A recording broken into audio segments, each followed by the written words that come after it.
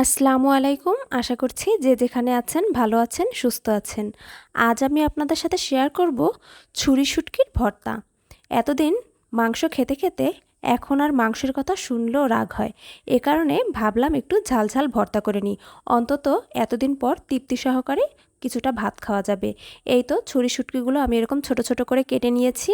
এখন ভালো করে এটাকে একটু টেলে নেব। কিছু সময় টালা হয়ে গেলে যখন এটা একটু লাল লাল হয়ে আসবে, ঠিক তখনই এর ভিতরে দিয়ে দেব কিছুটা পরিমাণে পানি। দিয়ে এই গরম পানির ভিতরে এটা কিছু সময় একটু নেড়ে চেড়ে তারপর ভালো করে নামিয়ে নিয়ে ঠান্ডা পানি দিয়ে ধুয়ে নেব। তারপরে চলে যাব ভর্তা তৈরি করতে। এই তো এটা এখন আমি নামিয়ে পরিষ্কার করে নিচ্ছি। আর এখানে ভর্তা তৈরিতে চলে আসলাম। প্রথমে নিয়ে নিয়েছি কিছুটা পরিমাণে শুকনো মরিচ। এই শুকনো মরিচটা কিন্তু টেলে নেওয়া না, এটা কাঁচা। তারপরে এর ভিতরে কিছুটা পরিমাণে লবণ দিয়ে ভালো করে একটু বেটে নিচ্ছি। একটু মিহি করে বাটা হয়ে গেলে তারপরে আমি এর ভিতরে দিয়ে দেব কিছুটা পরিমাণে রসুন। রসুনটা আপনাদের পছন্দ অনুযায়ী, কেউ কেউ রসুন বেশি খেতে পছন্দ করে, কেউ কম খেতে পছন্দ করে। তাই আপনারা আপনাদের পছন্দ অনুযায়ী কম বেশি দিতে পারেন।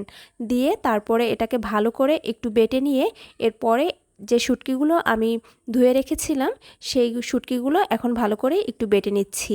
যেহেতু এটা ছুরি শুটকি, এই শুটকিটা একটু বাটতে কষ্টই হবে, কেননা এটা একটু শক্ত ধরনের হয়। এ কারণে এই যে গরম পানিতে আমি কিছুটা সময় একটু রেখে দিয়েছিলাম, এতে করে একটু সফট হয়ে এসেছে, বাটতে অতটা কষ্ট হবে না। এই তো কিছু সময় একটু বেটে নিচ্ছি। আর এটা বাটার সময় ভিতরের যে শক্ত কাঁটাটা থাকে, ওই কাঁটাটা যখন বের হয়ে আসবে তখন একটু বেছে বেছে কাঁটাটা ফেলে দিবেন। এতে করে আর কাঁটাটা মুখে বাঁধার ভয় থাকবে না। এই তো ভালো করে আমি একটু বেটে নিচ্ছি।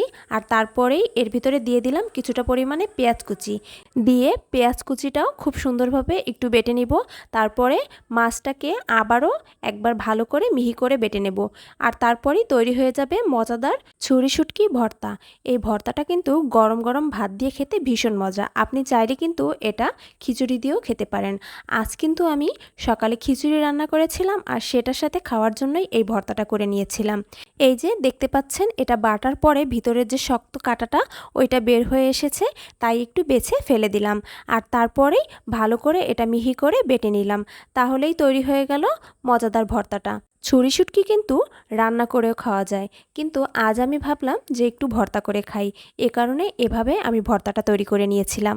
আসলে এতদিন ধরে এত মাংস খেতে খেতে মনে হচ্ছিল যে আর মুখে কোনো কিছুরই স্বাদ পাচ্ছি না।